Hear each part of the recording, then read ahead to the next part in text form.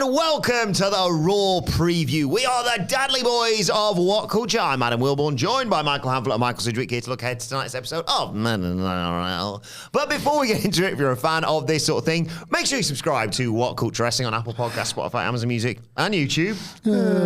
Where we do daily wrestling podcasts where we not only review Raw, but also Friday Night SmackDown. The show formerly known as NXT 2.0. AEW Dynamite, AEW Collision pay-per-views, premium live events. We have interviews, roundtable discussions, and a roundup of the week complete. The quiz, of course, on Wrestle Culture. As I said, they're joined by Hamflett and Sidgwick to look ahead to Raw tonight, live on YouTube. Thank you to everyone who's joined us in the chat, and thank you for your questions, which we will get around to. But it's time for the King and Queen of the Ring quarterfinals to begin. Yeah. Quite a lot of wrestling as a result of this tournament. I was trying, before we came in the office, to double and treble check the brackets. It's the first time, I was saying this in the SmackDown review, I've actually felt like I need the spoon feeding that WWE have had as their stock in trade for like the last 30 odd years. It's just like, bloody wrestlers in this. Like, there's multiple different brackets, and there's matches taking place on house shows and things like that. And I can't grasp Do you want me to run you through the brackets? Yes, please. Well, do you know, it's not because I don't know what the matches are tonight. It's because I keep missing the permutations of who might fight who and miss who in this. So, yeah, run us through. So the Raw quarterfinals are Jey Uso versus Ilja Dragunov and Gunther versus Kofi Kingston after Kofi beat Ray on the live show circuit. So the winners of those two matches would face each other. SmackDown side of things, Tama Tonga versus L.A. Knight. Yeah. And Randy Orton versus Carmelo Hayes. In the Queen of the Ring, it is Io Sky versus Shayna Baszler after Shayna was supposed to fight Queen Selena. But unfortunately, injury put bay to her. So Maxine Dupri took her spot and Shayna destroyed her. Yeah. And you weren't going to let this pass without a Queen Selena reference. Absolutely not. Who? Queen Selena. Io Sky versus Shayna Baszler. The winner of that faces the winner of Lyra Valkyria versus Zoe Stark. And then on the SmackDown side of things, oh my God, this is the best part of the bracket out of all of them for me. Nia Jax versus Jade Cargill. And Tiffany Stratton. Oh, your manners. Yes, versus Bianca Belair. Stacked field in SmackDown Women's at the moment. Love that. But yes, so let's start, I suppose, with the obvious one. Main event, Jey Uso, presumably in the main event of this show, taking off the mad dragon himself, Ilja Dragunov. It's weird, this, isn't it? Like, this is one of those. Yeah, this is what I want Dynamite to be. Who's going to win? Yeah, I think Jey Uso wins, but goddamn if they haven't yet again tried to come up with a matchmaking to make him the complete package rather than just half for one. Who did he replace, Jey Uso? It was Drew. Yeah. Yes. So this would have been Drew and Dragunov in another sort of like hard hitting one, following on from Gunther Sheamus in their main event last week. Again, Drew would have won that, or would Punk have possibly screwed him? Yeah. I can't see Dragunov beating Jey Uso here. Well, yeah, there's a potential, obviously, of Dragunov Gunther in the semis. That's it. We're not getting that yet, are we? That's the thing. It doesn't feel like we're getting that, but it feels like they've been deliberately paired on this side of the bracket to the. I'm sorry, I hate myself. Sickos who a lot of that now, aren't they? Familiar with that wonderful pairing, their incredible chemistry, that want to see that match played out on a bigger stage. So are they just quite carefully like dangling the idea that that match could like in theory happen, with the idea being that, right, well, that's a plausible outcome. So Dragunov versus either Drew or now Jey Uso has that extra shred of doubt. Yeah, well, they've done it with Jade and Bianca on SmackDown as well. That match is still very much on, even though it's surely not going to happen in a tournament. Also as well, I think Jey Uso beat Ilja Dragunov here, but as wild as it seems on paper for them to give away the first Dragunov-Gunther meeting on a, like, it's important, but it's not like a pay-per-view. It's not this like massive sort of stage that they've set for it for months on end or whatever. We're talking about how this would actually reinforce the credibility of the tournament again, because the win and the loss would matter. If you did get a Dragunov Gunther, and let's say Gunther wins, because I think Gunther's going to win the tournament overall, and he beats Dragunov, that doesn't. We still need to sort of like. I still need to re-educate myself on this. That like, well, Dragunov will get another go at Gunther one of these days. He's lost to Gunther because Gunther's got more big match experience within WWE. But this isn't the end. This isn't just, there was a big match there. When They were a fair way off Bash in Berlin, for example, That exact show, when it doesn't mean that you couldn't do that again. And Gunther saying, took the piss out of you in the King of the Ring. Why would I want to fight you now? And in the meantime, Dragunov's built up a bit more of a CV of wins. I don't think he wins tonight, for what it's worth. But I think... Yeah, I feel like you can run Jey Gunther and say, can I you beat if Jimmy Anton interfered last time? Jey and Gunther was... I thought Jey's match with Damian Priest at Backlash was better, but naturally Gunther was one of Jey's better singles matches, so you'd get that again as they continue to try and find the balance of can we finally find a run of Jey Uso having 3 good matches in a row? That's honestly what they're shooting for with this character, because every other aspect of it is so over. It's every bit as main event as it says until the bell rings. So they could continue to build its credibility. In the background, Drew stubbornly looking on as the guy that took his place has gone all the way to the final and just getting more angry about CM Punk's involvement and all of that isn't a bad little story to tell in the background. So I do think Jey and Gunther's the final. Yeah, I can't call it. I cannot call it. If I had to guess, and I guess I'm on this podcast answering these questions, so I will, I reckon Jey Uso's considered too over to not at least lose to Gunther. That's the minimum. But again, the spectre of Gunther versus Ilja is so prominent, is so wanted by a certain members of the fan base that I would consider it a possibility. So I think realistically this tournament has been booked really quite well in that regard. I'll have complete doubt over the outcome as this match unfolds. And as a general point away from a specific prediction on these brackets, this is what I want AEW Dynamite to be sometimes. Who's going to win this match? I've kind of got no idea. I'm invested in the outcome because I cannot call it. And then I'll have, if Jey loses, he'll be fine. If Dragunov loses, you know they haven't forgotten about him. You know that they've protected him very, very strongly throughout his tenure in NXT. When was the last time there was a match? I know I'm talking about AEW when it's the Raw preview. I'm sorry. But when was the last time you're I can't call this one? Cannot call it. And I'm really looking forward to seeing it. One of the competitors in the match, I suppose, would describe as...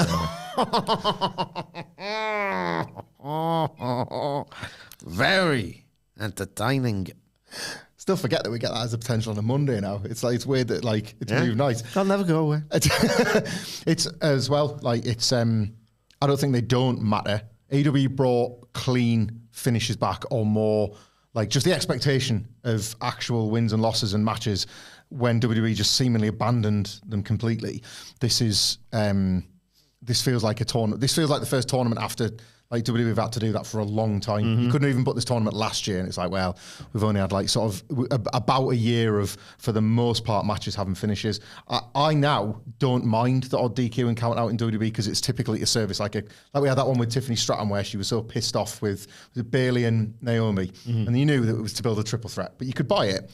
They've, for the most part, delivered finishes. So you get a tournament coming around, and none of us have said, gets thrown out by a screwy finish or Drew's pissed off and runs in and ruins the match out of bitterness. You could book that, but all of us, our first thought is, there's a winner and a loser and a consequence here, and it's nice to think about it in those terms as well. Hi to Jeff. Sidgwick. Hi to Jeff Ray, mate. Parsnips. Didn't do a Sunday roast. It was way too hot for a roast yesterday. Yeah. No idea. No. Maybe sometimes I put a drink in a freezer to get it really, really cold, but then oftentimes I will forget about it. It'll get frozen solid. So I'll do freezer alarms, come out the oven alarms. That's fair. Various alarms. Me and Sidge were saying today, whilst enjoying Greg's, that the pasty, in spite of the heat, is still an excellent hot weather dinner. It shouldn't work because it's when you think of a roast, you think hot food like that. It shouldn't work. This is the first day of sunshine we've had in the UK in 2024, but it's still great. It's still quite lightweight. Well, the third, it was a good weekend. Well, yeah, that's true. Yeah. What are you on for your tea tonight then? Because you cannot really have stodgy, proper, really boiling hot things. Not sure. I'm having a paella. Ooh, that's good. Because you get the stodge. I can't just have salads every night. No. Not a rabbit. So I think a paella's got enough freshness going on with the squeeze of the lime, but seafood in there. Paella goes nice with the cocktail. No, not on a weeknight for me. Fair play. Maybe I will, though. You know why? Getting a shop delivered when I get home. part of which is a big old watermelon. Oh. And one of my favorite things is just to make the margarita mix and just put some watermelon, the actual shoot fruit in there. Shoot fruit. Get your hand blitzer, and then it's just like a beautiful watermelon margarita. And it is so light that it doesn't overwhelm the flavor. You still get that spirit forward rush, and it is a rush of the alcohol, but with a beautiful, summery, fresh, tropical twist. My wife's out tonight, so I might put the crisps in the fridge before I put them between the bread. Jeff Rainmaker in the chat just says yeet. Yeet, Jeff. Yeet. The other King of the Ring quarterfinal sees Gunther versus Kofi Kingston. Kofi obviously out for revenge for Xavier Woods. He's not going to get it, though. What did he say? Sometimes when I hear WWE, I go, Gunther versus Kofi. Obviously, Gunther injured Xavier Woods heading into the tournament, hence why Kofi took his place. It's just nice, this rather than good, isn't it? Like, Gunther looked upon the never-ending New Day Imperium feud and was like, I'll fix this. And he injures Xavier Woods to stop him achieving his dream, and now he eliminates Kofi Kingston. It's just not bad week to week to week storytelling. Do the chomp on the chest thing and we can get some thumbnails out of it. That's true, yeah. The Big Show made Kofi Kingston pigeon-titted, according to whatculture.com. So Gunther can surgically operate yet again. Yeah. So hang on. Wait a minute. You just said Gunther can what? Surgically operate. Yeah. But you're doctor fed. Gunther is always welcome at the local medical facility. But I'm saying, though, if he surgically operates and we've never seen Gunther and Hamflet in the same room, are you saying that Gunther's doctor fed? Who surgically operates? Do you know, Sige, it's been that long since anyone who said this fair ass looked like Gunther. I forgot that was a bit like there. Only made sense when he was like 100 pounds heavier. Literally never comes up anymore. I've just said it. I appreciate that. You look nothing like that, like lithe, awesome wrestler. Thanks, internet. In terms of the Queen of the Ring, I mean, who have you got winning Queen of the Ring? Because we sort of half touched on this on the SmackDown review earlier. So you got Io Sky, Shayna Baszler, Lyra Valkyria, Zoe Stark. It feels like the winner probably comes from the SmackDown side of things, which has got Nia Jax, Jade Cargill, Tiffany Stratton, and Bianca Belair. Jade. Okay. Why not? You know where my vote's going, obviously. Where? Nia Jax. I thought you were going to Tiffany Stratton. No. They've got. I like Tiff, but Nia's got to be love Queen. Nia. Oh. I think Jade, but it's based entirely on who gets knocked out in the next round, Jade or Bianca, because I think they're going to avoid that. They're going to make you think, oh, this is on the cards. Jade beats Nia Jax, and then Tiffany Stratton gets something of an upset over Bianca Belair. Bianca, in theory, could be carrying an injury after the Candice LeRae. Selling the knee from that. Again, it might be a bit of a cop-out. It might be a sort of they've got the tag titles to think about, so a tag champion rival could hit a chop block on Bianca Belair while Jade Cargill's there trying to run interference, and then I don't know, Tiffany Stratton gets the count out win, but then you've got that tag team title program set up as well, friggin' I can't even remember a current name. Kaylee Ray, Isla Dawn, and Kaylee Ray doing nothing at the moment, but they could easily just interfere. Alba Fire, thank you, could easily interfere there. While Jade Cargill's trying to deal with them, Bianca Belair's taken out, and then all of a sudden you've created two programs and you've avoided the Jade Bianca match. And then, I don't know, have Bianca sell the knee for longer and her, for the first time, appear to be the weak link in the team rather than the sort of more experienced member. Can you imagine Jade Cargill with some kind of royal aesthetic making an entrance to the ring? Jeez. With a crown and stuff. I mean, she would Carried just on look the throne, look the part. Amazing, wasn't it? In terms of the Raw quarterfinals then, Zoe Stark versus Lyra Valkyria tonight. Feels like Lyra wins that one. Yeah, but dynamite-y this one. A little bit. Bird person's on a roll. I hate invoking that as a verb. And you've got the whole damage control thing, who she could meet if Io Sky wins her match against Shayna Baszler. Yeah. Because she saved Becky from them last week. Yeah, and Io Sky needs this win as well, I think. It just, they've not, I'll say this, she's obviously been on the back burner post-WrestleMania, so it's not like they've had to have her out there every week wrestling and continuing to lose or whatever, but this will be, to her, this is her easiest, quickest way back to Bayley, isn't it? So I expect her to win to get to the Bird person match. Yes. In terms of other things on tonight's show, we've got Becky Lynch, which I'll get to in due course. Is this the week that Drew McIntyre finally gets his hands on CM Punk? They've been playing a lot of cat and mouse recently. I hope so. I think last week was them stretching that bit, that little gag, as far as it'll go. And the one thing they haven't done for me yet is they haven't really built enough equity in just how recovered is CM Punk. Because I think when Drew catches him or when he finally gets to attack him, they should really, like, you should all be fearing a little bit for Punk's health. Is like, is he going to immediately, Punk's not even return to the ring and Drew's going to put him right back on the shelf again. He's going to delay his recovery and return date by 6 more months or whatever. They could get proper, honest to God heat out of that. Punk would know how to sell it and would know how to make it matter. Drew's just like riddled with bitterness and anger at this point post WrestleMania. So I would like him to catch him, but I would like them to make it like make the consequences of that matter as well. I've enjoyed this delay, and we used the phrase flair the other week. The lack of physicality has forced their hand creatively, and I think it's really benefited, and it feels different from a lot of other foo-heads as a result. But when it does get physical, it should matter. Like, I know Drew's got his elbow pad on and he's hurt, but like, he's got a boo-boo on his elbow. He's got a boo-boo on his elbow. But like, Punk's only just taken off the gimmick. So how recovered is he? Like, I'd like to see that like leaned in on a little bit. Like, Drew's they've done the internet stuff, haven't they? He's doing the stand parody and all that. That only gets you so far. It's got to start to feel real again soon. I assume this isn't building to match it.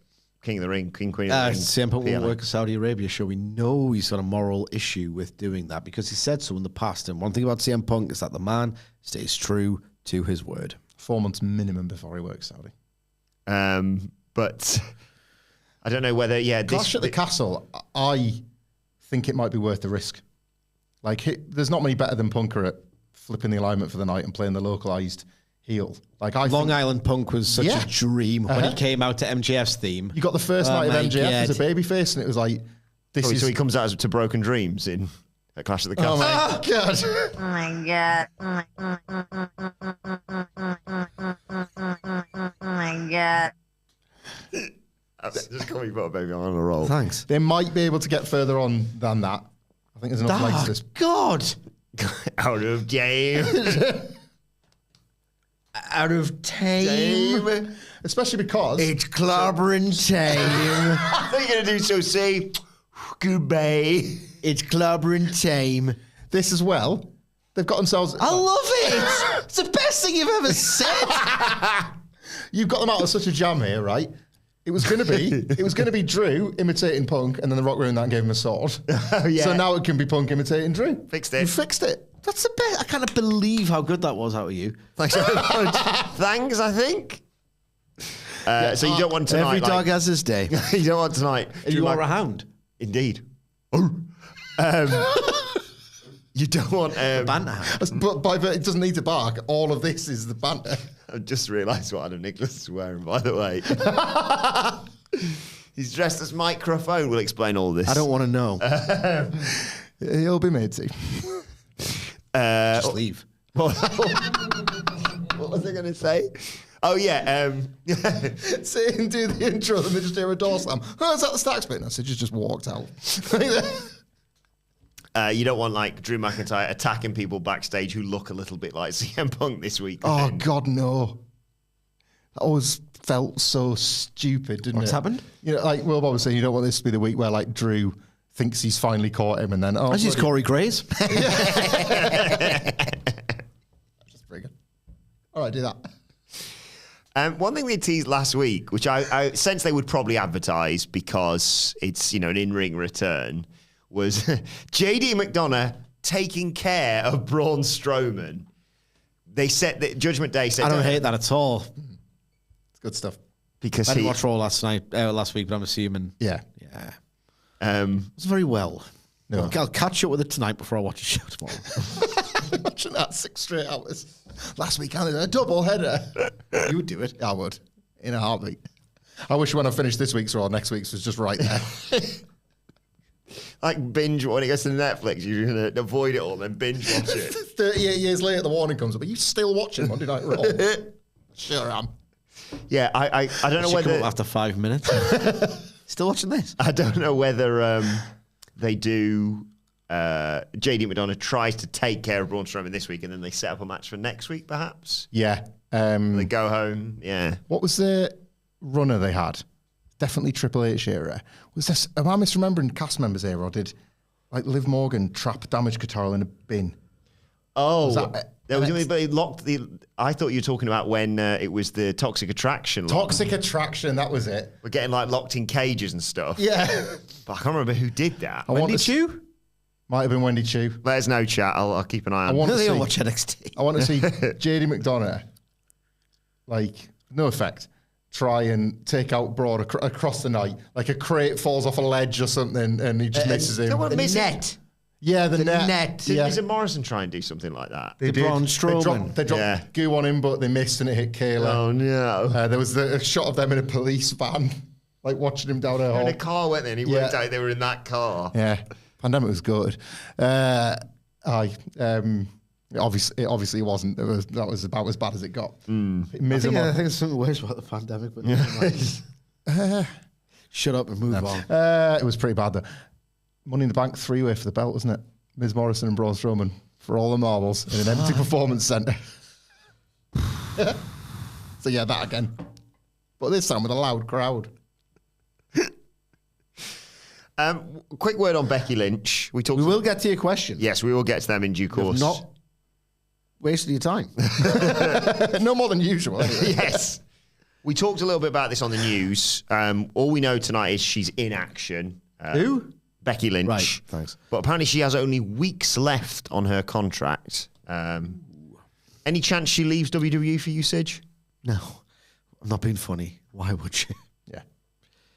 You're not going to get. What does she want out of it? What does Becky Lynch want out of wrestling right now? Yeah. I mean, she wants to wrestle regularly, then tough titties. You're not doing that. An old one-match tone. You're probably going to get paid an awful lot of money, which is fine. You've got a young kid. There's a shelf life for the pro wrestler. Nah, it's just not happening. I would be like staggered, absolutely astonished if she went to AEW. She we were saying she sort of Darby Allin herself in that interview before WrestleMania with Ariel Helwani, where he was bringing this up, and she said, "No, I haven't signed." So he pushed a little bit further, and he said, "Oh, well, would you explore your options elsewhere?" And she didn't want to say no because obviously that's poison from a negotiation point of view. But the reality was a no. Like the face said everything. Like Seth Rollins hadn't signed then, and it's like they're raising their kid on a bus, like with a company that facilitates that entire life. It's a big old thing to change, isn't it? She's going nowhere. Yeah, holding out for the most money she can get, I would imagine. If she's a free agent, that's a risk to them, isn't it? So, what are you laughing at, man? I was just looking back at classic NXT 2. Oh! With Wendy Chu and Roxanne Perez ruining Toxic Attraction's day. Wendy Chu, I believe, was the one who locked Mandy Rose, tried to kill Mandy Rose, locked her in a tanning booth. Someone else got stuck in a cage, I'm fairly certain. But the best one was, of course, when her and Roxanne teamed up to slightly move their car further away in the car park. Love that. If you remember. I tell you remind us every week, mate. It's hard to forget. You make everything hard to forget. Let's get some questions. Thank you to everyone who sent us some messages in the chat. Hi to Matt Ranger, says, "Happy Monday, brothers. Not having the best of days from a mental standpoint, so this is much needed. Love you guys. Thanks to the Endless Laughs. You're more than welcome." Feel better, man. Yeah, feel better. This might make you feel better because we're going to have to explain it to Sidge. Tactical Penguin, thank you for your donation. Thank you for your question. Afternoon, lads. Been waiting since NXT to say this and wanted to strangle you for being this thick. Sorry. I get the energy. Every single day I want to do that. A new superstar. Please don't drink whilst. Apologies. Keep your sides secure as well. A new superstar, Leopard, aka the Leopard. Thoughts? So, do you want to explain this to Sidge? So he's up to speed. Reach Bloody Holland, Chase U. Right. So there's a link in storylines now, Sidge. More on the NXT preview tomorrow between Ridge Holland and Chase U. Where he's trying to help. I don't have my own bloody strength, and he's ruining it. He's botching it yet again. And Chase, you were mixed, aren't they? Yes. Thea Hill wants to give Rich Holland a chance. She reminds him of his daughter. You just like my daughter. You're so full of energy. I just want to help. But then he's kind of accidentally bashing Andre Chase with Duke Hudson. He brought a chair down to the ring because Lexis King slightly cheated in a match with Duke Bloody Hudson. I'll fix this. I I'm being honest, I'm stalling here because I've forgotten the step at which we get from that to there's a leopard loose in NXT and it wants to win a belt. So... Picture it. Yes, thank you. That was it. The Riley Osborne, thank you, Nicholas, said... See the hunk? Yeah. I don't know about him. I don't trust him. A leopard never changed. I love a British accent. Well, maybe Thea likes ridges as well. But he said a leopard never changes his spots. So he's like, what? Because what happened was, he said, I'm really sorry I cost you a match. I'll do anything. I'll do out you need. I'll do absolutely anything. And they were like, all right, buy us dinner. And he was like, great. Like, I told you I'd do anything to get you forgiveness. And then Riley Osborne just pops in with, I don't know, a leopard changes as well.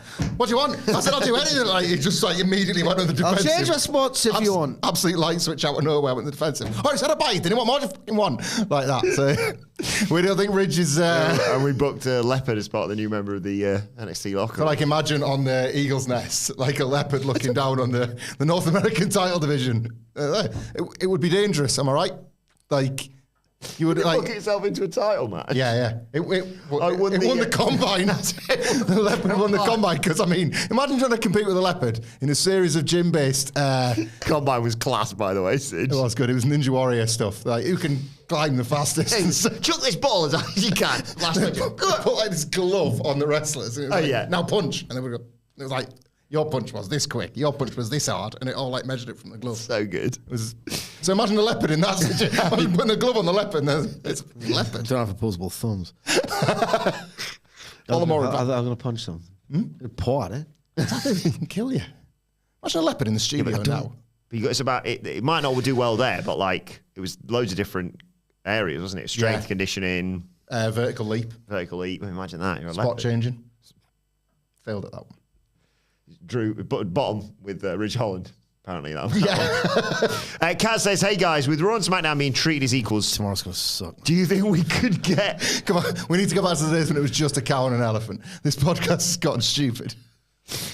Do you think we could get a cross-brand factions, e.g., Bloodline Raw and Bloodline SmackDown? I really hope not. We've got one. It's a Final Testament.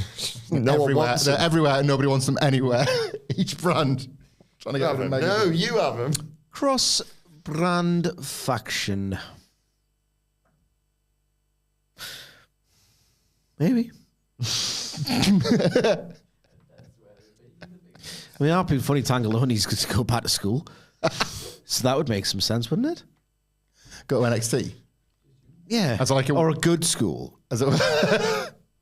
Well, now we know the draft is related to pay. I'm not being funny, right?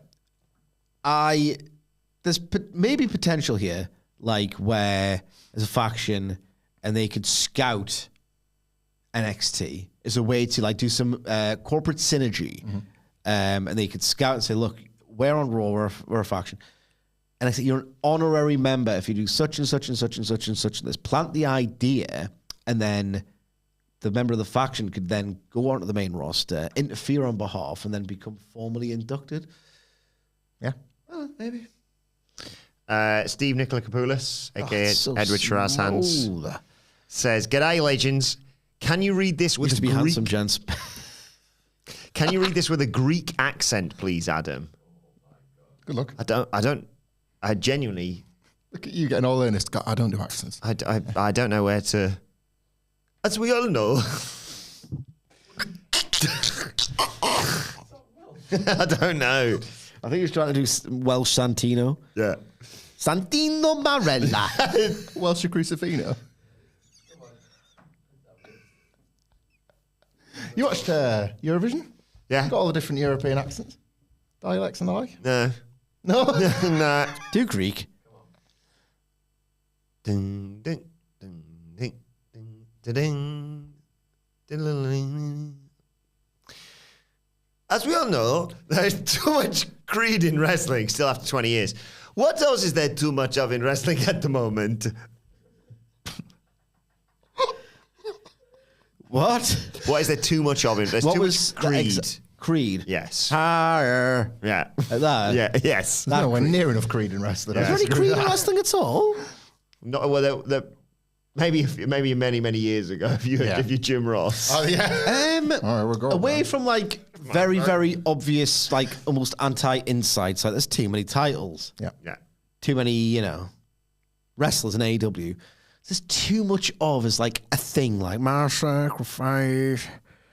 There used to be an extravagance of butt rock to the point where, but then I think that's changed a little bit. Pet peeve of ours is that there's too much hunger. Yes. Sick of wrestlers saying how hungry they are, that they're starving. Food off Trying tables. to take food off my fucking table. I was hungry as well. I say it every week. They do, they're starving. Donut and shut your mouth. The one thing we cover, AEW and WWE, and the one thing you know about both those companies above all else is that the catering is apparently excellent because there's always enough wrestlers talking about sitting there. So how anyone that works for those companies is hungry despite what they say every week. That's beyond me. It's absolutely That's beyond annoying. me. There is too much hunger. We need to end. Wrestler hunger. Yeah, we need to end wrestler hunger. Just start with charity, just to start shutting up about it. Just say you want to win matches. Yeah. The too much title thing, like I know Sid is saying that's like Too many. Too many. There's no insights there, but I disagree because it reveals that problem. Whenever this happens, wrestling companies get overexcited with titles. You get in pay-per-views and PLEs where every match is a title match, and belts, especially in AEW at the moment, belts replacing blood feuds is dire. Like dire for the weekly because you're just forgetting why wrestler A hates wrestler B. And then you're just reminded, it's because they've got a belt. Like we take the piss out of House of Black and Adam Copeland. Good reason at the moment. But it's not incidental that Copeland's got the TNT title. The TNT title is driving Malachi Black to kidnapped him. Well, especially that hand. Well, indeed. And has gone to that place. More on the collision review from earlier on today. Did you think the barbed wire steel cage match tease? Like They better put some of that bastard stuff around the actual mesh. Well, he didn't want it, but the hand was the one signing the contract. They better put some wire around the walls of the cage and not just the top. Like, oh, my bloody hand, I can't climb. Well, Edge is it's just like, this is fine. It's indestructible. Yeah. I need to see some barbed wire bumps. Surely, like, they're not going to do No Way Out 2005. Well, yeah, because neither of those characters really suits escaping underneath Malachi Black's magic powers. Gone out.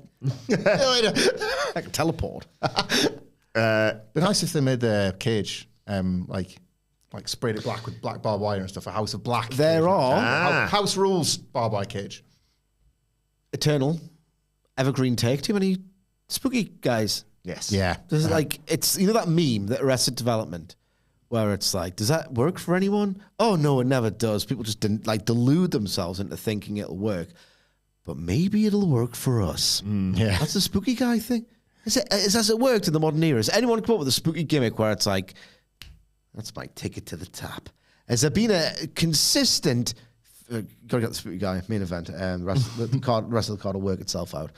At the main event, where theoretically you've got this money gimmick, this ticket to the top, mist out my mouth. Has that ever got anyone to the top? So why do loads of them keep doing it? Well, like, I think It's a plague. One of my favorite things that you can always take the piss out of. Like, wrestling never covers itself in glory in these segments or when the wrestler's been out. The one thing we'll say about the day, man, like, people legitimately did respect the business when it came to the, like, the Undertaker had this presence that, like, if something happened Undertaker-y on the show, the wrestlers did sort of acknowledge it. They didn't really want any part of the Undertaker's world or Kane's when they were all together. You get, like, the spooky thing happening in a segment, and then it's like, right, anyway, next, like, the wrestler's like, should we not call it, like, that's a once-in-a-lifetime event that's just occurred at my work. The natural law. How did he teleport? We should do something about this. Our comprehension of natural laws completely just changed. All right, well, I don't care about that. I need to get four and a quarter stars. Sounds interesting, but I've got no more contenders match next. I'll be right back. Can you deal with that?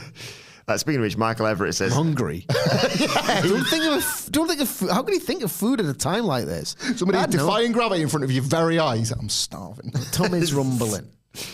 Michael says, hey, gents, thank you all for the amazing work that you do. Thank you, Michael. Thank you, Michael. Curious as to the possibility of Uncle Howdy / the White Six debuting at King Queen of the Ring. It's happening soon. I don't know when. I don't think it'll happen at the King Queen of the Ring, though. I don't think they'll do it. Do tonight. You're just so keen for this. It's going to be an awkward conversation, but this idea is going to fail. And it's like, it's going to feel a bit awkward and a bit icky, and nobody's going to want to be particularly taking the piss out of the legacy of Bray Wyatt, because what happened, like we did a podcast that I would still recommend, it be on the feed somewhere shortly after he passed, where I think we tried like an honest appraisal of like the life and legacy of Bray Wyatt, and then we saw over WrestleMania weekend what it does, if nothing else, is mean a great deal to people. And the worst case scenario for all of this is that feeling getting tarnished by another like failed attempt. So what could happen here, and I think this is actually the most likely scenario, is that you are going to feel at a gut level incredibly sorry for the people you're meant to be deathly afraid of. Yeah. It's someone like a Bo Dallas going out there and trying to make it work, especially. Like, he couldn't have come across as like more of a sort of honourable fella that's suffered so much through all of this, and it's like, absolutely, go out there and like try and make this work and do whatever you feel you need to get out of it. But if and when it goes wrong, when it's not working, his head, I'm not being funny. It's Bo Dallas, Dexter Lumis, Nikki Cross. Yeah. Is anyone going to be scared of this?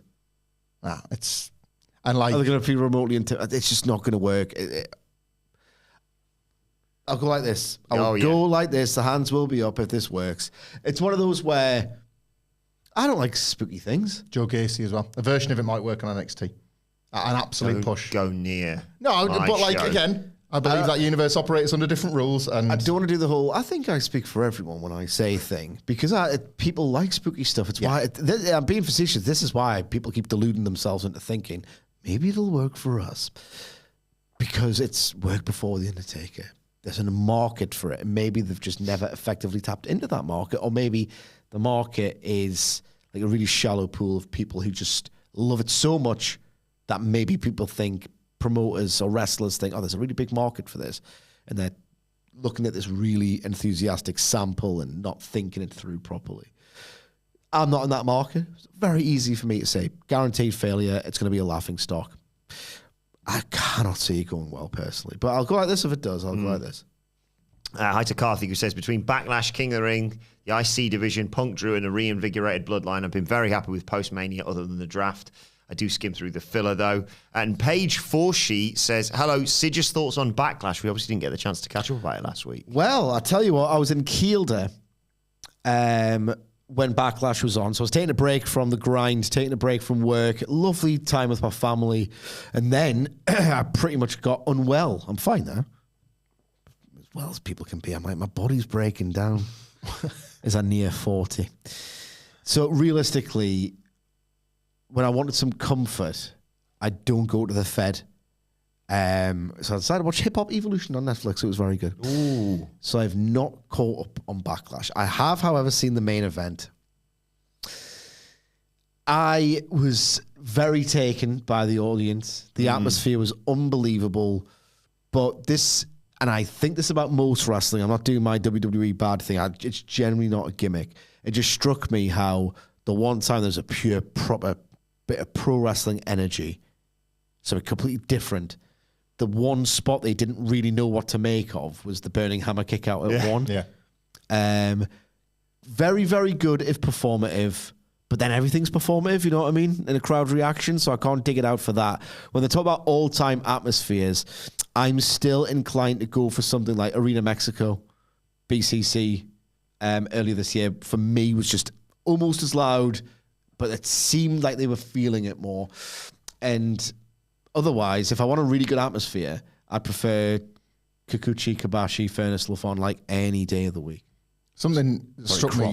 I watched Cody and AJ again after the Dave Meltzer thing, because my immediate feeling was, that's my WWE match of the year. I felt so much for Cody specifically, but I thought AJ had a really great night as well. Couldn't really fault any of it, to be honest. And then Dave couldn't either, which I just didn't see coming, so I gave it another look. Could, because he gave it 5 out of 7. That's true, yeah. Where are my manners? We talked about this. He has sort of shifted the rules finally, hasn't he, in line 5 means it's one of the best matches of the year, except it isn't, because he's gone 6 or above on like 4 matches. But I've no doubt that there's other heights Cody's yet to scale. I think the Logan Paul match could be great. There's going to be The Rock down the line. There's obviously so much Cody can do. On the second watch, like when I wasn't screaming along with him and I was just simply watching, as he screamed and as he retained and all of that, I was sort of thinking, you're done now. You can go back to AEW whenever you're ready. Like, this is perfect. Like there were, again, like I say, there will be other heights, but there was some winning that title and having a match like that and just being, not just winning it, being that champion at least once does feel a little bit game completed for Cody. And now I just get, like, I'm excited to watch him enjoy completing the game, and maybe he's got new goals that we don't know about. And he wants to be the most financially lucrative superstar in WWE history. And you can't do that in a month, can you? So he's got longer to go, but I don't know, I just sort of felt right. You in AEW again one day feels more viable than it did when he hadn't yet won the belt. I will say, so I haven't really caught up on Backlash. I probably will at some point, because I've heard that there were certain matches that were 4 3/4 stars and the like. I will say that what an absolute master plan it is to do. I've talked before about Levesque being deliberately boring on purpose so that SummerSlam will feel as big as it can, Mania will feel as big as it can, Survivor Series and the Rumble will feel as big as it can. An unbelievable promotional strategic masterstroke to do these complete B-show filler cards in these ridiculously hyped markets, because you kind of have to make it boring at times. If there's no off-season, you kind of have to have a phone it in season. Otherwise, there'll be too much of a good thing. It's something wrestling has always struggled with. This is the best compromise ever. I think it's a masterstroke in terms of promotion. All credit to WWE for making boring stuff loud. And I'm not being that facetious when I say it. Can you remember 2017, 2018, when the B shows were going 4.5 to 5 hours? Oh my God. Dead American towns. Stretch it out for the network. Backlash 2018 and the like. They were town killers, those, weren't they? You were reaching the point where you had the 3-sided curtain shows the year later because of nights like that. Like Stomping Grounds. Like the Ziggler Seth Rollins Iron Man match begat Stomping Grounds. This is so much better. And so another takeaway I have from Backlash is I watched it and just went, well, AEW's fucked, innit? If you can get Tangaloa, punch, palm, Ricardo's like, what the hell are you doing? What are you doing to me? I would sell for this. If you can get him and have this clown say that he's menacing on SmackDown. I thought he was. It's like it's perception of it. I've seen him wrestle. Like I have to pretend within the laws of this specific fiction that he's like, Jesus Christ, they've got another dangerous guy. I've seen him work. There's a chant when in like 1 in every 4 matches. No one bloody counts. Newcastle, 20% of me loves that team. When they are like 3 or 4-0 up or whatever, we'll do the chant. Geordie boys taking the piss. Geordie boys taking the piss. Where you're passing it around for fun because you're toying with your opposition. Dr. Fed taking the piss. Dr. Fed, you're taking the piss out of wrestling. So you look at New Japan from 2012 onwards, whatever. The glory and the decline is that picture. And AEW have signed Okada and Ospreay. Okada and Ospreay. WWE get the Gorillas of Destiny and Tangaloa. Oh, don't get us wrong. And they're winning. It's broken, man. It's broke. They're taking the piss. Let's say the Bloodline, by exerting dominance, set up their next match with, it's looking like it's going to be Bobby Lashley and the Street Profits, right? I'm not particularly fantasy booking these matches because I don't want to see Tangaloa attempt his 619 on Bobby Lashley and Bobby Lashley have to sell it. That's become all elite then. That's where all of this falls apart. So you need something like the Backlash opener, like a monumental bells and whistles achievement. Tama Tonga is already doing the friggin' self-rock bottom thing as a finisher. Bin that. I know you can't do the gun stun. I get that. Bin it. Come up with something new, because if you can fake it over these 5-minute matches, whatever you do, don't then blow at the finish. The Backlash tag, a minor miracle, but was it? Was it not just great agenting? Was it not just great matchmaking? Is that not what all this is supposed to be? I'll go along with the perception is reality until reality bites. I think it probably will. But I'm because I'm enjoying the character development and the plotting, the latest Solo and Paul Heyman thing, I loved it. Yeah. Proper, really sort of going to direct the story for the next couple of months. I'll buy that a scary looking man is scary for now, and then he throws a punch and then could go. Pretty important. Do you know what it is, right? So the shot the WWE shows you is of Tangaloa pulling the referee out, and he's like, "Oh, him." Like, I was expecting somebody. I was expecting Jacob Fatu, but him, fine. But it'd be like, well, they've got an extra number. If nothing else, they've got an extra soldier there. When you see the other side, and he's got that towel stuck on his head, and he misses the referee, and the ref has to bump himself. Like, oh yeah, it's Tangaloa. But WWE don't show you somebody's phone camera, do they? They show you that. So again, plus this is Tongaloa now, so different person, fresh, clean slate. Sorry, I must. Yeah, where are my manners? Tongaloa. IDOG Stem Cell in the chats. Glad to see you back, Sidge. I spent an hour and a half in a 14,000 person queue for pre-sale SummerSlam tickets and didn't get any. Oh. $200 plus per ticket. Kiss my ass to see Tangaloa. Paul Heyman going, oh my God. Oh my God, I'm so scared of Tangaloa. 11,000 tickets. My God. 11,000 tickets in France, and they broke the biggest gate ever, or whatever it was. This ticket. I know. Like, I remember when the takeover happened, and they said some knowledgeable reporter said, "Oh, ticket prices are going to go sky high. This is a UFC strategy. It's been that way for ages, and it works. So expect it." WWE fans are now seeing it. Like this sellout thing, like the Hydro one, not even being a sellout yet. You would normally be like, oh, WWE fumbled the ball there. They're going to get however many more people are going to get in, and then they're going to just boast about the millions they've made from it. There's no fumbling going on. It's just like, idiots didn't get the set. Like, Trip fell into a giant pool of money. Yeah, Trip fell off Scrooge McDuck's diving board. Yeah. Oh no. Like,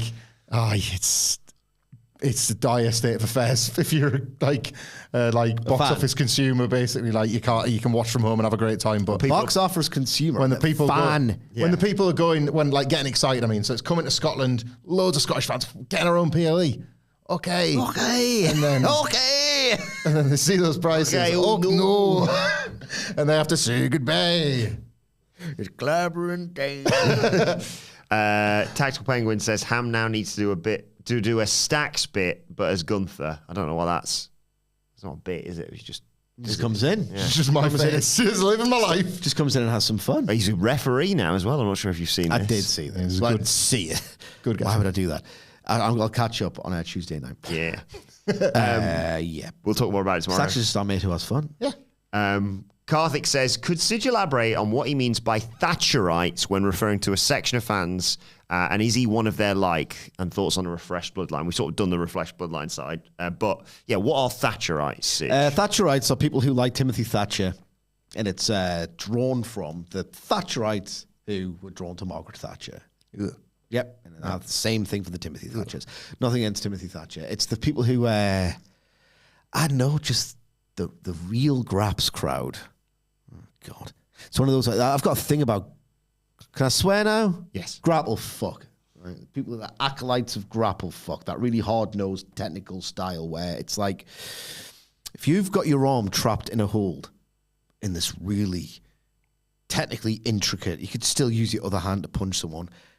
It all looks fake, and the people who are like, oh well, that's too, ostentatious. That style, the decision making is not like it's all you could do anything in a wrestling match. It's all the beauty of it, actually. Yep. Yeah. It's the snobs. And the thing is, right, I had this weird psychological epiphany where on this podcast I will do ladies' night and I will sing and I kind of have this bout of self-loathing afterwards. And I'll do impressions of Ilja Dragunov, etc. I feel like I willingly undergo a humiliation ritual on camera to send myself up because I would never want to be confused with one of these people. Yeah. Yeah. If you had to pick a Because side. I see it in myself. I can be pretentious, I can be snobby. Sometimes I can even be, and I hate myself for it, a little bit holier than thou, but I never want to be confused with one of these people. Steve Nikolakopoulos says, when is What Culture cooking starting? I'd love to see Hamlet make a bread sandwich and the proper way to cereal. I would love for my trash food takes to have a platform bigger than my Twitter and Sidgwick's Disgust. But we genuinely have like had a chat before about basically Sidge teaching me to be a grown-ass adult like in the kitchen. We have a little mini kitchen downstairs, don't we? So maybe we just need to get Murray on No, because seeing the vision. It's a microwave. That's well, I just said a little mini kitchen.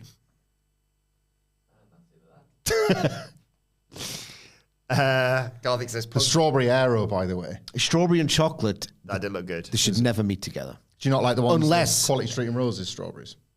No.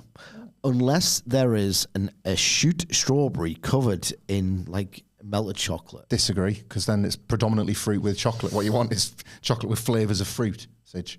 Strawberry and chocolate is just a horrible combination. I understand that It's not amazing. some, like orange chocolate. Yeah, it's simple. I've just got an aversion to strawberry flavored candies in general. Drink a strawberry soda, like strawberry Fanta. I've got right.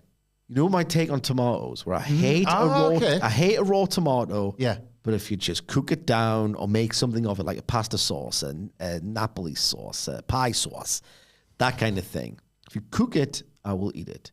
I have the opposite to a strawberry. Fresh, wonderful. Okay, maybe I'll go to a coolie.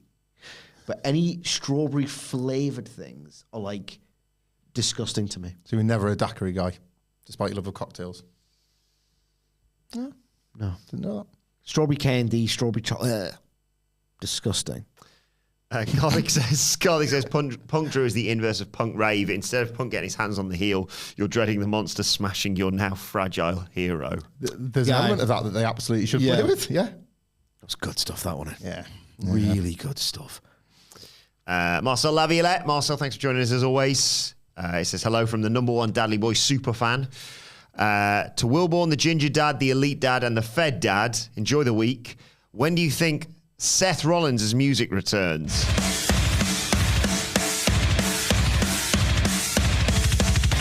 Sick Magic! Let's have a left my heart. He looked pretty good at the end of the WrestleMania match. Yeah. He had that look on his face of, I'm out for a while. Yeah. Rumble? What's the actual injury? I'll find out. Was it his knee I'm again? not a doctor. It's going to give us no help whatsoever. Sorry, Marcel. Was it his knee again? He's had bother with that in the past, hasn't he? Meniscus. If you're Seth Rollins, you must have been looking at the ring, and obviously you're working, so you're selling everything that happened at the end of it. But there's a lot of people in that ring that Cody could feud with, could keep busy with. It's not the worst thing being off TV, I think, if you're Seth Rollins. Yeah. Giving people a break and coming back in right at the top. Like, if you think about the last time he returned. Just signed a new deal as well. Huh? Like, you're on this presumably better money than you were on before. You got He'd have to great. be a complete mark if he isn't. Yeah, I'm sure he He is. is, He must he be. is. And he did a lot of favours for a lot of people at WrestleMania, a lot. If he was to disappear for the Himself Rumble, looked like an asshole, if anything. if he was to disappear for the Rumble, right, he could come back as either a babyface or a heel, depending on what CM Punk's doing at that point. Build a WrestleMania Night 1 main event, and having done nothing all year, like when Cody, when his tit fell off, he would feel so special around Rumble season that him and Special's a bit far. Punk could pick right back up. Yeah. And there's a huge WrestleMania program for him. Seth, this is from Meltzer. Seth, I've heard not that long, but it's the knee thing. He's just got to rest the knee up for a little while. I said the knee thing, me and Dave. Grade 2 MCL tear and a partially torn meniscus in his left knee. There you go. He's missed that ACL, it looks like, which is the killer. Yeah, that's one he was worried about. Stay gone a while. It's always good to take time off when you're someone like Rollins who... It's always good to take time off when he's someone like a wrestler. Yeah, yeah. Just Daryl says, late once again because I was enjoying the SmackDown review, which is available wherever you get your podcast from, of course. Enjoying. By the way, Jax to beat Jade because Jade eliminated Jax at the Rumble. Yeah, again, Good don't history mind there. that if you're going to dodge the Bianca match for the time being. Just Daryl says, Adam, what's the next NXT PLE? And that would, of course, be NXT. Sid, can you pass me the... That would be Wait there. Yeah, NXT. yeah. Do it, Sid. NXT Battleground. You're grounded. Battlegrounded. Put my arm. Ding, ding, ding, ding, ding. You're a winner. So. That's what you've missed, Sid. Too hot, man. Thanks to Callum for sending us that, by the way. Indeed, thanks to Callum. And think how many more NXT PLEs there are in the typical calendar year.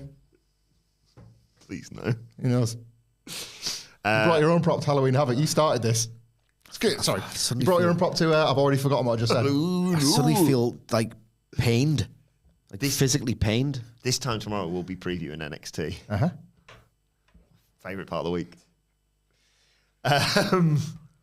Mark Lee Willis, thank you as always for joining us, Mark. Thank you. AEW breathed new life into my wrestling viewing, but is often left grasping towards the bar it's set so high. I've just read Sidge's AEW article, nods with approval. What's this? You mentioned this in the Collision review. Yes, I've been trying to articulate my feelings on AEW, well, since 2019. But like, what is it? Why? What's your problem now?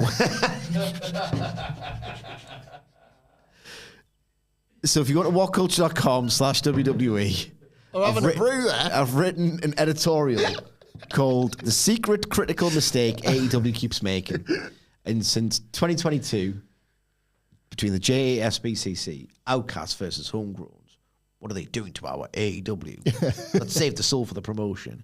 And now they're doing it with Team AEW because Tony Khan had a benevolent gift to save wrestling. What's the thanks he got? This. AEW is to be constantly under attack. And I think this paranoid mindset, which is, informed in my opinion, but we're not going to go over this, is like almost unconsciously like filtered into the narrative and how he books and how he treats AEW as this fictional entity. And I'm sick of it. I'm absolutely sick of it.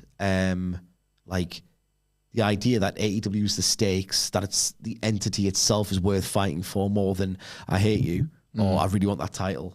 It's just starting to wind us up a little bit, and I've tried to extrapolate that in editorial form. Again, whatculture.com/WWE.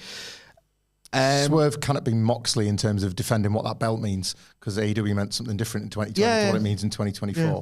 And it's just, I would rather that the wrestlers hated each other in interesting ways rather than defend, because the point I made in the article and on the Collision review, so I won't labour on it too much, is the idea that to watch AEW now, especially with how much this big umbrella program, the Elite versus Team AEW, is the big thing, bigger than Swerve, which is a problem in and of itself, is that if you're the kind of fan, I think you two definitely are, I am to a degree of like, I'm not as big on it as I used to be. And I have pretty significant issues with how the creative goes, with where the feeling is. Like, you have to be like, rah, I'm Team AEW to get into the storytelling. And if you're not, it comes off as cultish and eye-rolling. Like, you have to really believe in the cause because of the way that the storylines are configured now. And I don't really believe in the cause as much as I used to. So the effect for me is, fight for AEW, I don't give a toss. Fight in AEW in good programs, and that's what I like. Do you know what I mean? I think, like an you have to be properly into it to buy into the stakes of the program. One of the many differences between the attack on Kenny Omega and the attack on Tony Khan is that there was, other than loads of obvious ones, is there was heavy heat on the attack on Kenny Omega because it was like the Young Bucks beating up their best mate, whose guts are like in pieces, based on nothing more than a bit of ego, and they've gone a bit power mad, whatever. Tony Khan, that is very much more a direct hit on AEW. And yet it's funny watching a billionaire getting knocked about. Yeah. And those, like, the Kenny Omega thing is rooted in a real friendship that we know of and don't want to see. A weird billionaire at that. Yeah. Like, we don't want to see the Jacksons go so mad up their own arse that they're now prepared to just batter Kenny Omega for it. They can do what they like to Tony Khan anytime they want. Yeah. It's like, fine. And Brian and FTR and Eddie Kingston aren't really fighting Kenny Omega from the Hospitals battle. They're fighting Tony Khan's from Jacksonville's battle. Yeah. Like, Kenny Omega's named them, but they're not like, you did that to Kenny Omega's stomach, how dare you? They've not said that at all. It's just Tony Khan calls the fight. The way Tony Khan presents himself and AEW is a sacred, hallowed turf in wrestling. It saved it. It must be protected at all costs against these carnies and these corrupted forces or whatever. It's proper, if you think of it, it's proper God complex stuff. Yeah. Like, how dare you corrupt or try to ruin what I have created? It's God complex stuff. Why don't you just book a good title? It's a goodwill title and have people vie for it. It's an overcorrection of all the years that WWE said itself was shit. Yeah. Like, you remember the sort of like, we're going to fix this terrible product, sack another GM because he's useless. This is an overcorrection. The brand is still the star, ultimately. Creates the same problem. I'd rather just have wrestlers with characters and agencies fighting amongst themselves. And can you imagine, right, Bruiser Brody giving a toss where he worked? No. Yeah. Or like certain wrestlers of yours just like, I must defend the honor of this. it's a constant interpromotional battle, but like it's just like making up a guy who hates me. You know what I mean? Like it's winding me up. Final couple of questions before we wrap this up. Very quickly, Josh K says, Sidge, have you used the inverted method on the AeroPress yet? Well, I love this question very much, right? Because for whatever reason, when I first got my AeroPress, the seal felt a little. Maybe it's like a knack with how to do it properly, but sometimes where the seal would go diagonally, and I would get a bit of the I'm never going to survive here. the extraction I'll get a little of crazy. the coffee. Shut the where it basically kept going too much through, right? And you'd get like a weaker cup of coffee as a result because you hadn't got the maximum extraction. But now I've just, for whatever reason, I've just got the knack of how to perfectly do the AeroPress to the point where only a tiny amount of my liquid goes through. I would rather... You're an arsehole. Sorry, Talking to my liquid. I'm talking to the viewer. So now, because there's such a like insignificant amount of the water passes through the filter, I'll write it off. It's nothing to me. The problem with inverted is that I tried it once. And there was an absolutely monumental burnt hand spillage. I would rather avoid it all going tits up, to get the no water than to getting like that much, a tiny amount. So I'm basically TLDR. I'm afraid of the inverted method. But if it goes tits up, you're gonna get burned and you're gonna have a massive mess to make up. Is there a knack to not messing it up? That's what I want to know. Let us know in the comments, Josh. Final question. I'll Thank leave you. to I love talking coffee. Francisco More Mora. than the Fed. Says, good morning, young ones. How do you feel Nia Jax joining the Bloodline to bring the women's title to the family? Yeah, why not? Like, the Bloodline haven't crossed over into the women's division yet, and it's been a staple of these Triple H stables for the most part, that there's like, the Judgment Day could say they ran WWE because they were winning belts in every division. It's not a bad look, honestly. It's not. You get the nice, Undisputed Era kind of ruined it for a bit. Remember the Expedition of Gold or whatever it was? Like, where the prophecy was fulfilled. Oh, yes. But, because like, there wasn't really that much to fight for. Now in WWE, if you're dominating across multiple divisions, it is pretty cool. So, like, Nia Jax or somebody else joining for the Bloodline to have some sort of skin in the game in the women's division would probably encourage better booking. Like, it was talked about for years, wasn't it, with Naomi and the Usos? Yeah, I was going to say Naomi. And they never got there. Yeah. We've realised, Sidge, you can track, you know, like we kind of say WWE kind of gets away with murder when it comes to booking the women's division. It's like pretty shocking, and they book one or two stories around the title. Naomi and AJ Styles are in identical positions coming out of Backlash. Lost title matches, lost in the King Queen ring in the first round, and you can track them exactly who's going to have a better summer. Is it going to be Naomi, or is it going to be yoked? Back in the mood, suddenly AJ Styles. Who's going to have a better year? I just can't tell. We'll leave it there then. Does Josh go back to me? I'm sure he will in due course. Not yet. We'll keep an eye out for that, though, Josh. And if you've got more questions, apologies, we can get to all of them. We're going to be doing a Q&A later on this week, so keep an eye on X at WhatCultureWWE. I'll tell you afterwards. At Adam Wilborn on X. But let us know your thoughts ahead of Raw tonight on X at WhatCultureWWE. Watch, you can follow all three of us. You can follow Michael Hamflett at... Michael Hamflett. You can follow Michael Sidgwick at... M. Sidgwick. You can follow me at Adam Wilborn. Follow us all at What Culture WWE. Follow our brilliant producer at It's Adam Nicholas. And make sure you subscribe to What Culture Wrestling, wherever you get your podcasts from, for daily wrestling podcasts. The SmackDown and Collision reviews are available right now. And we'll be back tomorrow to review Monday Night Raw. Very important question. No Raw riddle. Is that what it says? Oh, you idiot. Oh, Zhao Sexy Ass. Thank you for reminding us. I'll just think of one off the top of my head. What could it be? Tell me, while he's doing that, so there's no dead air, tell me, Hamflett, in 5 words or less, why you love the Fed so much. Outfits. Raw is war. Comedy.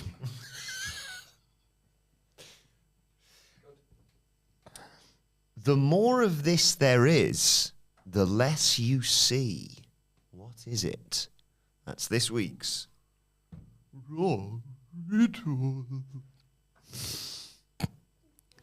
The more of this there is, the less you see. What is it? The answer to that Raw riddle will be revealed on the Raw review tomorrow. Join us for that. And, of course, the NXT preview coming your way tomorrow as well. But for now, this has been the Raw preview. My thanks to Hamlet Sidgwick. Thank you for joining us. Thanks again for all your questions, for all your donations, and just for joining us today. And we will see you soon.